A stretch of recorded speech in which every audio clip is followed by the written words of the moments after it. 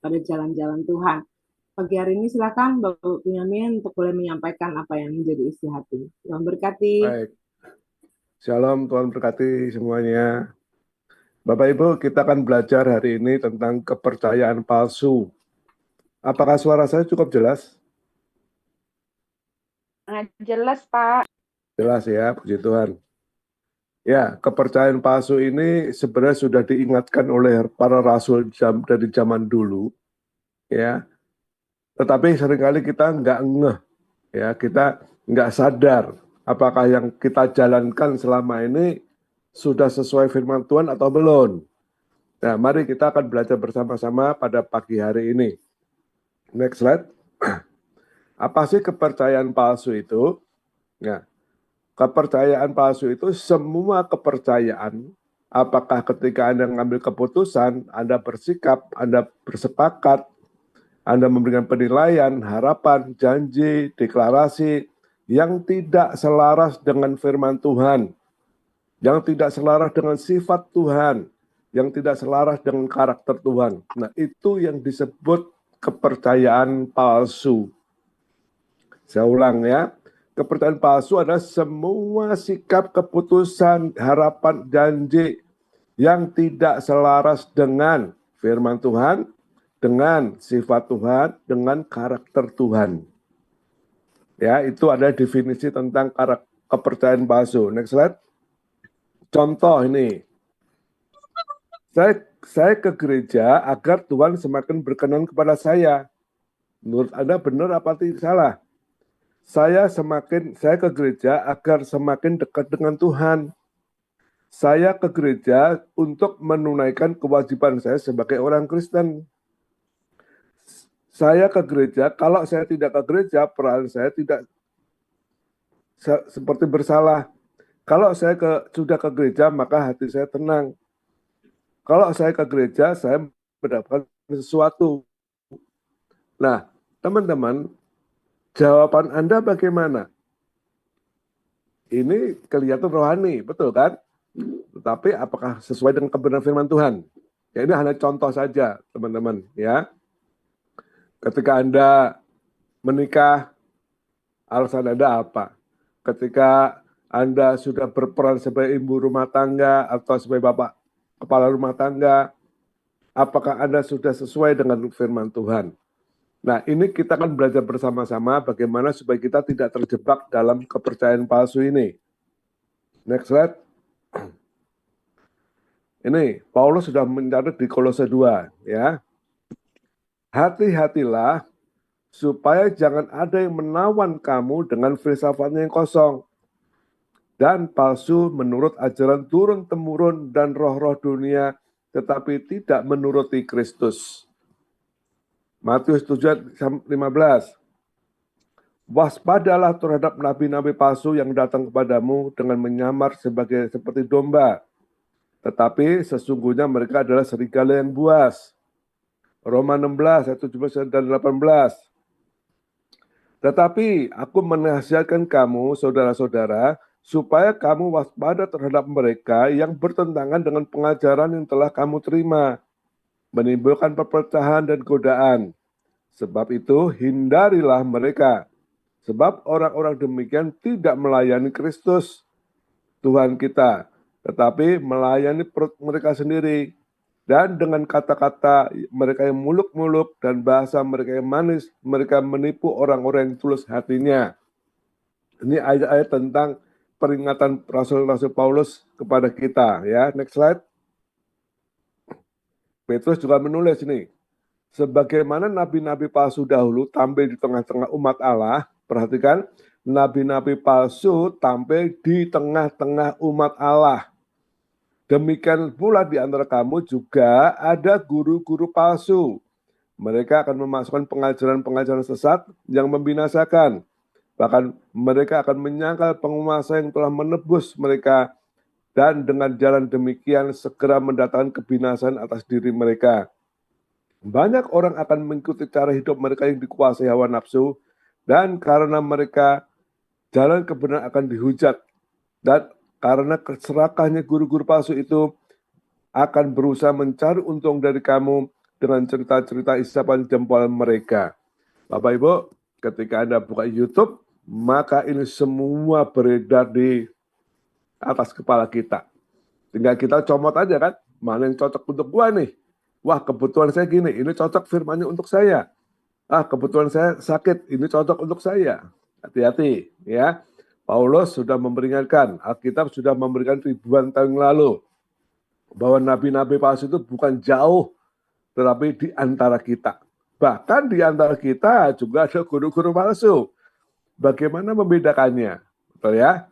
Yuk kita belajar terus. Next slide. Nah, akibatnya apa sih? Kepercayaan salah seorang bapak akan menghancurkan keluarganya. Perhatikan, kepercayaan salah seorang bapak akan menghancurkan keluarganya. Kepercayaan salah seorang pemimpin akan menghancurkan bangsa dan negaranya. Ya, presiden kita kan banyak penasihatnya ya. Mana yang benar, mana yang tulus bela bangsa, Anda bisa cek sendiri. Ya, meskipun Pak Prabowo benar, tapi nasihat-nasihatnya di lingkungan yang salah juga bermasalah. Sama seperti kita, ya. Jadi bahaya kan ya kalau kita punya kepercayaan palsu ya. Next slide. Nah, ini dari dunia nih. Ahli filsafat kuno Yunani, Epictetus berkata, manusia terganggu bukan oleh sesuatu, tapi cara pandang mereka terhadap sesuatu. Saya ulang ya. Manusia terganggu bukan oleh sesuatu, tapi oleh cara pandang mereka terhadap sesuatu.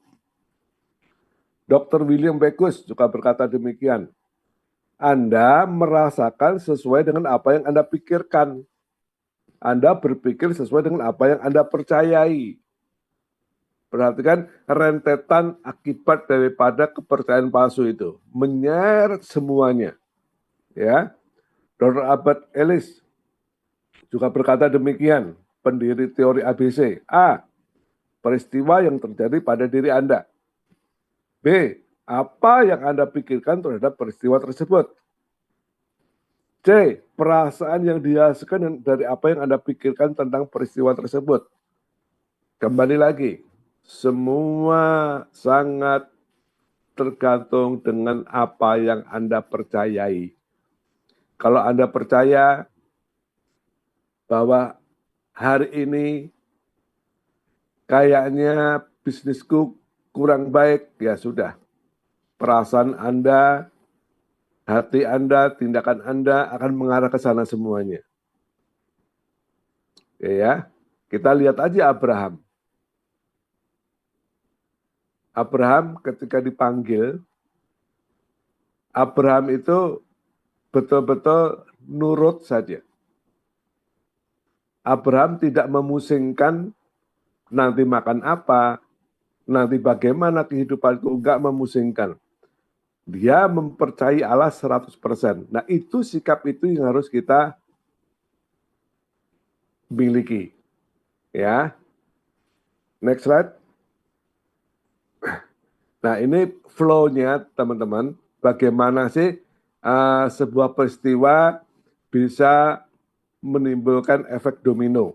Yang pertama, ada sebuah peristiwa menimpa Anda. Dan Anda memprosesnya di otak, di pikiran kita. Di pikiran kita itu dibagi 3 hal. Masuk ke panca indera Anda, masuk ke pengalaman Anda, masuk ke alam bawah sadar Anda.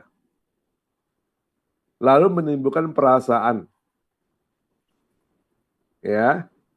Dan perasaan itu akan menimbulkan satu kunci sebagai penetus, sebagai pencetus, dan tindakan atau action. Saya ambil contoh begini, maksudnya bagaimana ini? Ya, peristiwa ketika Anda membeli sebuah buah. Oke, taruh kata buah mangga lah. Di salah satu di farmer misalkan aja. Anda begitu mengambil buah, pikiran Anda kan bercerita kan, langsung akan merespon kan, wah ini enak nih. Karena kenapa? Anda pernah beli. Lalu Anda juga pengalaman, iya kalau aku beli di farmer pasti benar. Dan itu semua tersimpan dalam otak bawah sadar Anda. Maka Anda langsung bayar aja itu buah. Tetapi ketika Anda beli buah di tempat lain dan punya pengalaman lain, Anda jadi ragu-ragu. Ya, itu proses reaksi lahirnya sebuah kepercayaan tindakan Anda. Jelas ya, nanti teman-teman bisa pelajari sendiri. Coba Anda punya peristiwa apa ini? Lalu kaitkan dengan diagram ini. Otak Anda bicara apa? Panca indera bicara apa? Pengalaman Anda masa lalu bicara apa? Alam bawah sadar Anda bicara apa? Dan itu akan menghasilkan perasaan Anda. Oke, next slide. Hukum kepercayaan. Segala sesuatu yang dilakukan oleh seseorang merupakan cerminan dari apa yang ada di dalam hati mereka atau apa yang dipercayainya. Saya ulang ya. Segala sesuatu yang dilakukan oleh seseorang merupakan cerminan dari apa yang ada di dalam hati mereka atau apa yang dipercayainya. Kalau Anda nggak percaya belanja di sebuah toko, maka Anda nggak bakal belanja di toko tersebut. Karena Anda percaya toko tersebut benar, Anda belanja. Itu maksudnya, ya. Nah, yang kedua, perbuatan kita berasal dari kepercayaan kita terima di masa lalu dan pengalaman keluarga dan kebudayaan. Tadi contohnya, Anda kalau nggak beli di farmer, udahlah pokoknya nggak percayalah. Mau di Green lagi kayak, mau di Lotte kayak, nggak percaya deh. Nah, kita percaya bahwa farmer adalah tempat belanja paling nyaman. Itu ya. Yang ketiga, kita dikendalikan oleh kepercayaan kita yang kita anggap benar, bagus, dan menarik. Ingat jatuhnya Hawa? Ya, iblis itu hanya menggoda loh. Iblis itu nggak membuat Hawa jatuh, dia hanya menggoda. Berkata-kata, Hawa, kalau kamu makan ini, kamu akan nggak mati, kamu akan seperti Allah, dan kamu akan tahu yang baik dan yang jahat. Nah, itulah yang dilakukan iblis. Eksekutornya siapa? Hawa. Hawa mempercayai perkataan iblis itu. Kan dia lihat buah itu kok kelihatan enak ya, indah ya, enak sedap dimakan ya. Ya udah gagal. Dan hari-hari ini berapa banyak informasi yang menarik hati Anda. Informasi yang berkeliaran di pikiran kita. Wah ini bagus, ini jelek, ini wah banyak sekali. Kita perlu hati-hati di situ. Next. Nah, saya akan gambarkan ini, teman-teman, supaya kita paham mengapa sih sebuah kepercayaan palsu bisa menghancurkan hidup kita. Yang pertama ada situasi kehidupan. Situasi kehidupan ini kita nggak bisa nolak, ya, kita tidak bisa mengulang, nggak bisa. Ini memang sudah Tuhan tetapkan. Dari situasi kehidupan itu akan menghasilkan apa? Next, sebuah identitas. Sebuah identitas akan menghasilkan apa? Perhatikan ini ya. Sistem kepercayaan. Sistem kepercayaan menghasilkan apa? Sistem keyakinan. Keyakinan menghasilkan apa? Pikiran. Pikiran menghasilkan apa? Perasaan. Perasaan menghasilkan apa? Sikap. Sikap menghasilkan apa? Tindakan menghasilkan apa? Kebiasaan menghasilkan apa? Karakter. Karakter menghasilkan apa? Nasib. Ayo saya jelaskan satu persatu teman-teman. Ya, saya ini lahir di kota kecil. Ini situ. Saya akan bicara tentang saya aja. Saya dilahir di kota kecil, di kota Magetan. Mungkin banyak orang nggak tahu, tapi kalau ketemu Sarangan mungkin pada tahu. Ya, nah di kota Magetan itu saya tinggal dengan mami, dengan engkong saya, dengan bibi-bibi saya yang lain, dengan kakak-kakak saya.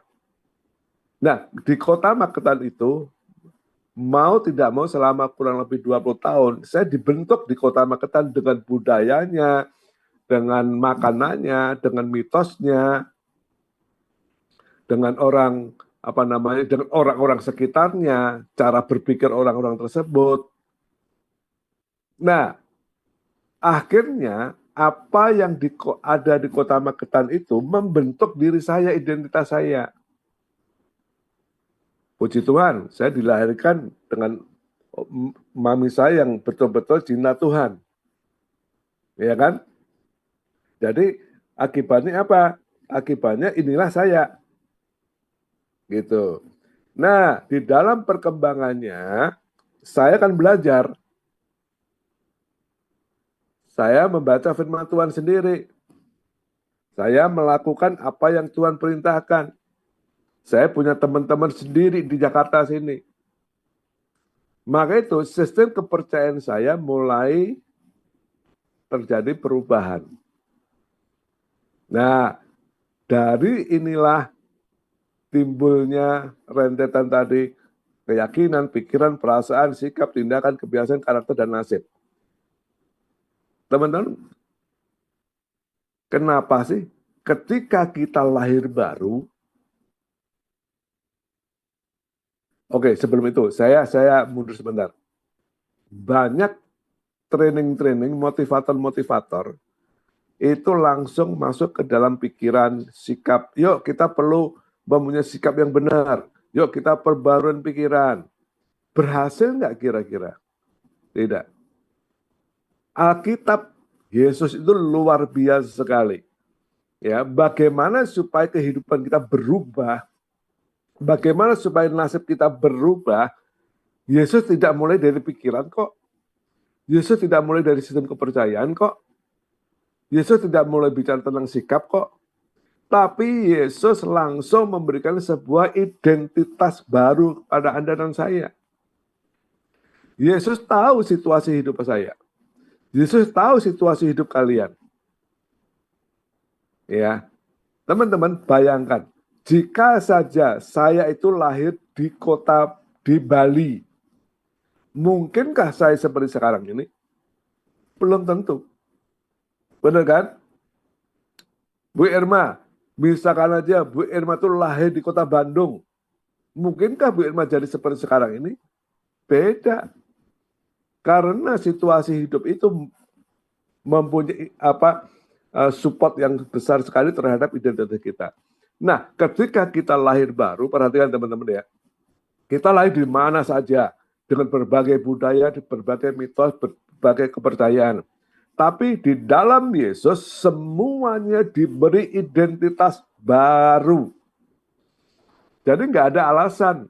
Lah, saya kan orang Batak, saya kan orang Jawa, saya kan orang Madura, nggak ada alasan.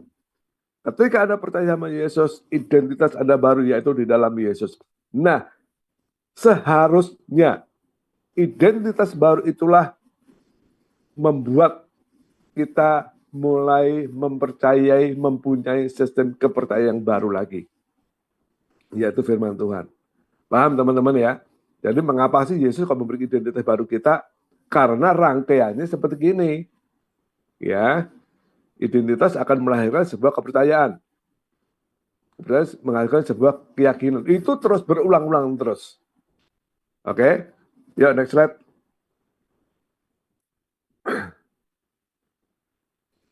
Nah, ini yang perlu kita sadari. 3 fakta tentang kita sebagai manusia. 1, kita selalu mengalami keadaan-keadaan yang tak terduga. Setuju ya? Kita selalu mengalami dari kejadian-kejadian keadaan-keadaan yang nggak terduga. Contohnya tadi, maaf tadi ada papan siapa ya, tahu-tahu kepleset.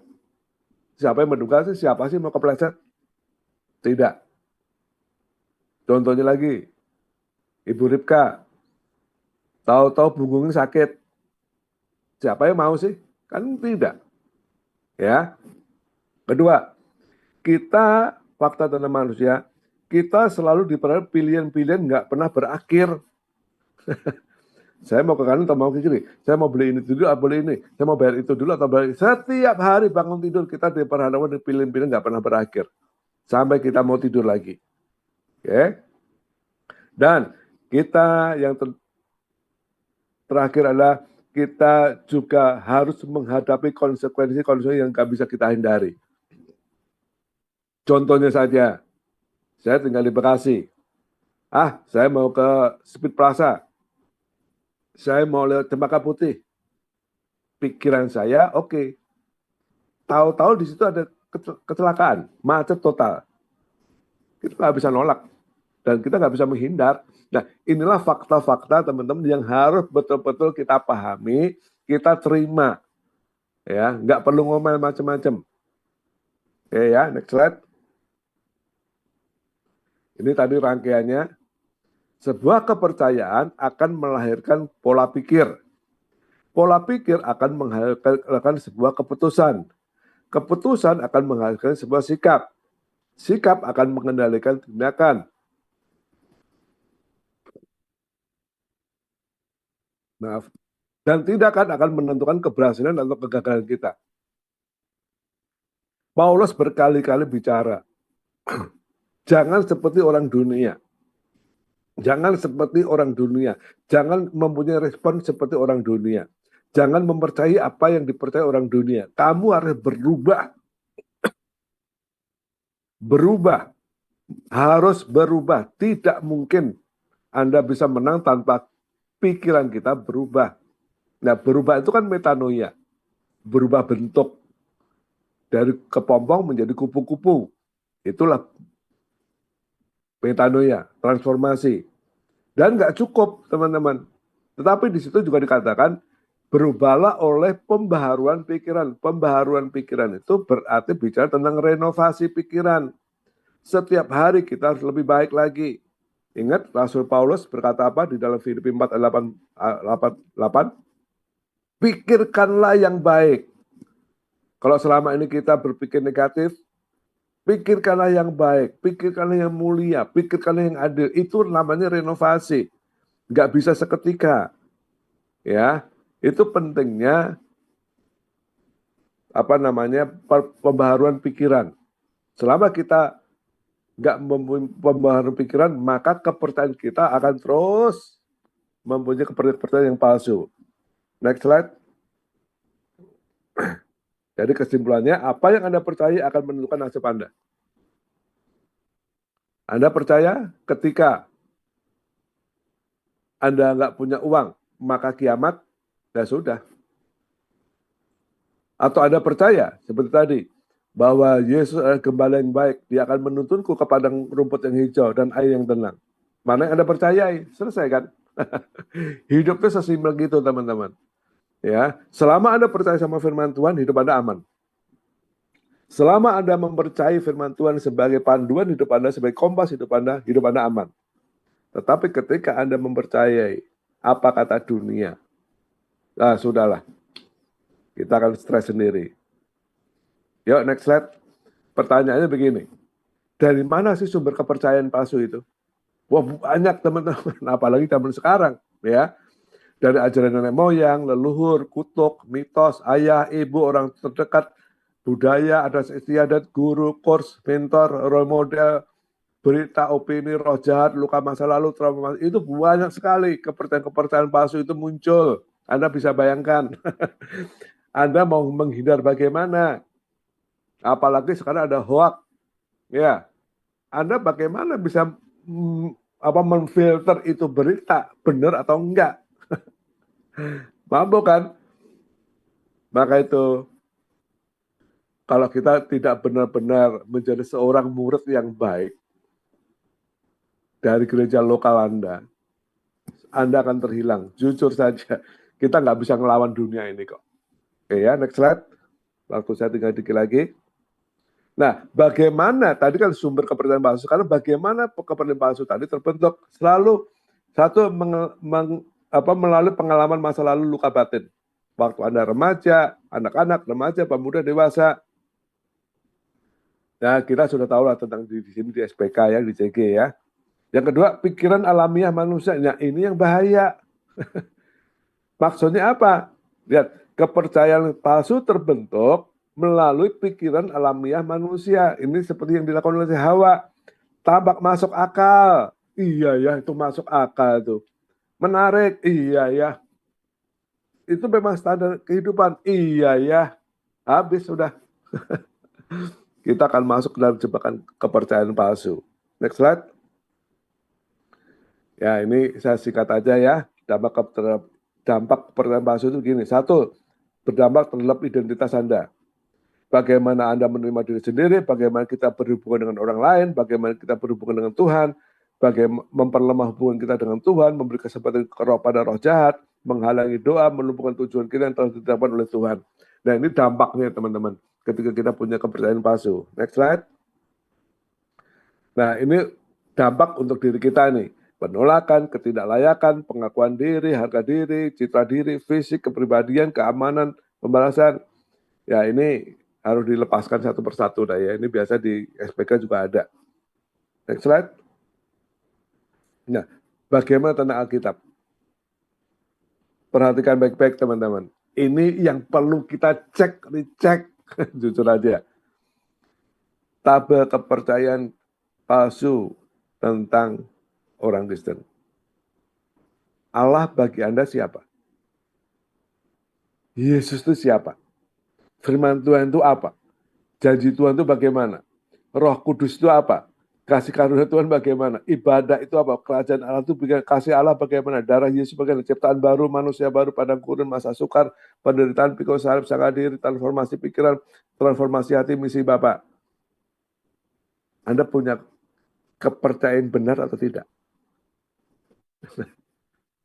Renungkan, teman-teman, koreksi ya. Nanti kalau ada kompak, sama-sama belajar, yuk kita sama-sama kita terbuka. Menurut kamu Bapak itu seperti apa sih? Menurut kamu janji Tuhan itu bagaimana sih? Saya selalu berkata, teman-teman, bahwa kasih Allah itu tanpa syarat. Kasih Allah tanpa syarat. Tapi janji Tuhan ada syaratnya. Syaratnya apa? Satu kok, simpel sekali. Hidup dalam perjanjian dengan Tuhan. Itu saja. Saya teringat bagaimana cara Tuhan perhatikan teman-teman ya. Abraham, Allah ketika memanggil Abraham, itu 3 hal yang harus dilakukan Abraham. 1, Abraham, kamu keluar dari negerimu. 2, Abraham, kamu keluar dari sanak saudaramu. Ketiga, Abraham, kamu keluar dari rumah bapamu. Ada 3 hal yang diperintahkan Allah kepada Abraham. Abraham apakah nurut? Kagak. Keluar dari negeri, keluar dari sanak saudara, keluar dari rumah bapak. Tapi Abraham, dia mengajak Lot. Padahal sudah keluar dari sanak saudara loh, tapi Abraham mengajak Lot. Nah, teman-teman, nanti kalau teman-teman baca di dalam Kejadian 12 dan 13, Roma 13, selama perjalanan Allah dengan Abraham itu, Allah nggak bicara spesifik tentang janji Tuhan loh kepada Abraham. No. Abraham nggak taat sama perintah Tuhan. Tuhan tetap nolong, Tuhan tetap menyertai Abraham, tetap membela Abraham, yes. Tapi Tuhan nggak bicara loh. Kapan Tuhan bicara spesifik tentang janji Tuhan? Setelah nanti baca Kejadian 13 mulai ayat 12 kalau tidak salah ya. Ketika anak buah Lot dan Abraham berantem, maka diputuskan harus pisah. Nah, teman-teman, ketika Abraham berpisah dengan Lot, setelah mereka berpisah, setelah mereka tidak berjalan bersama-sama, baru Allah berfirman kepada Abraham tentang berkat, tentang janji Tuhan. Bunyinya kurang lebih begini. Setelah mereka berpisah, maka Allah berfirman kepada Abram, Abram, lihat itu kelilingmu. Dari timur ke barat, utara ke selatan, apa yang kamu lihat aku berikan kepadamu. Luar biasa.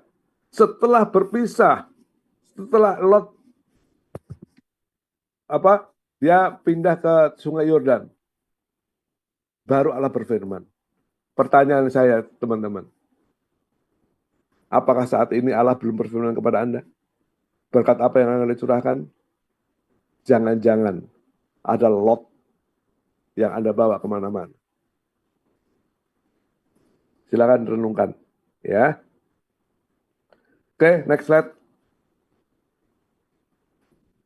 Mengganti kepercayaan palsu dengan kepercayaan benar. Satu, identifikasi kepercayaan palsu Anda. Tadi kan saya bilang, kalau waktu kompak, ngomong aja, menurut kamu Bapak gimana ya? Menurut kamu peran Roh Kudus itu bagaimana ya? Cek, semua tulis nih, satu. Oh, nanti Anda akan ketemu kok. Setelah identifikasi kepercayaan palsu, tuliskan kepercayaan palsu yang Anda miliki. Terus, bawa Alkitab Anda, tuliskan kepercayaan benar sesuai Alkitab. Ya, yang pertama Anda punya kepercayaan palsu, yang kedua Anda punya kepercayaan benar. Kepercayaan benar itu dasarnya Alkitab. Cross check aja. Selaraskan yang palsu dengan yang benar. Ketika Anda tahu, oh ternyata saya salah, ubah. Lalu praktekkan. Dan ya, jadi caranya teman-teman mengganti kepercayaan palsu Anda dengan kepercayaan firman Tuhan, yaitu dengan firman Tuhan sebagai dasar.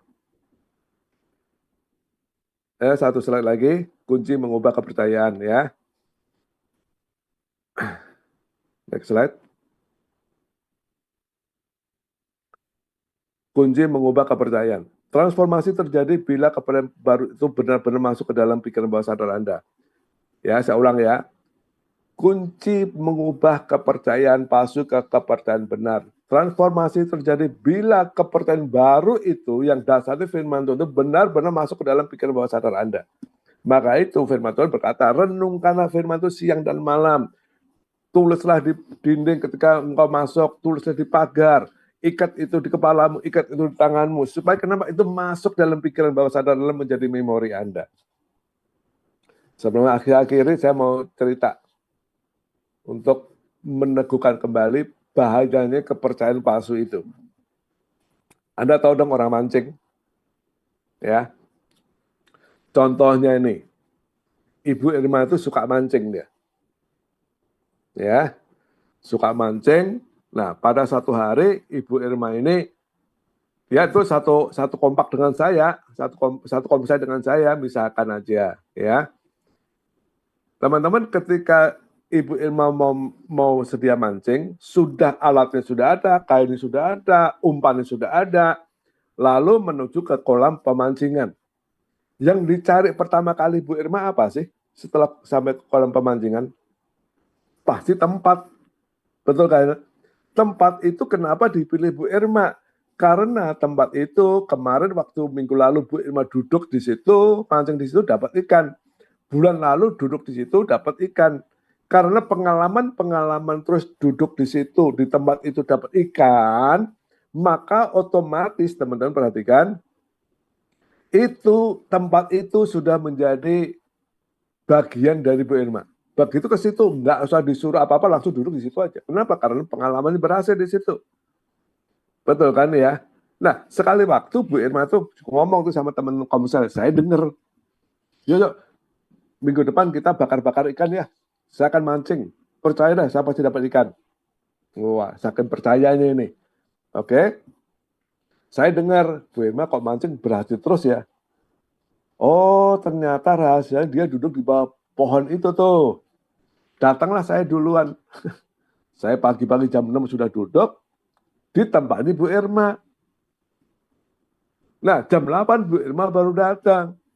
Dia mau langsung duduk situ, tahu-tahu ada saya. Pertanyaan saya, Bu Irma kesel nggak? Ini Pak Ben itu tahu-tahu nongkrong di situ. mulai gudah kan ya. Dan Bu Irma duduklah di depan saya. Tapi fokusnya nggak mancing lagi, melototin saya. Ini kapan Pak Ben ini keluar? Pak kapan nih Pak Ben ini? Sedangkan saya di seberang Bu Irma, yang biasa tempat duduk Bu Irma, saya mancing sambil nyanyi. Aku diberkati sepanjang hidupku. Dapat ikan terus. Bu Irma manyun, nggak dapat ikan. Pertanyaan saya, Bu Irma makin keki nggak sama saya? Dan tanpa disadari Bu Irma, ini dia teman-teman ya, tanpa disadari Bu Irma sudah membuat sebuah platform di otaknya, di pikirannya, bahwa tempat itu kalau duduk di situ pasti dapat ikan. Betul kan? Ya itu kepercayaan palsu atau kepercayaan benar? Pada kolam segini gitu kok, bukankah Bu Irma karena hanya pengalamannya doang, dia duduk di situ dapat ikan? Tapi kan nggak benar kalau dikatakan tempat itu pasti banyak ikannya. Yang lain juga banyak ikan kok, dapat ikan kok. Yang mancing kan bukan cuma Bu Irma aja. Jadi teman-teman, ketika Anda mempertahankan kepercayaan palsu Anda, itu akan jadi berhala pada Anda. Dia sudah nggak senang lagi sama saya. Dia ada ngomong kalau sana kesini Pak Benyamin itu nggak tahu diri itu. Wah, udah macam-macam. Karena kenapa? Karena dia salah persepsi, salah perspektif bahwa tempat itu adalah tempat yang paling banyak ikannya. Jawabannya no. Teman-teman, nanti dibaca ulang itu ya. Jadi silakan ketika nanti Anda komsel, bahas saja. Menurut Anda Allah itu bagaimana? Menurut Anda peran Roh Kudus itu apa sih? Lalu di-cross-check dengan firman Tuhan. Baru Anda bisa beralih kepada kebenaran firman Tuhan.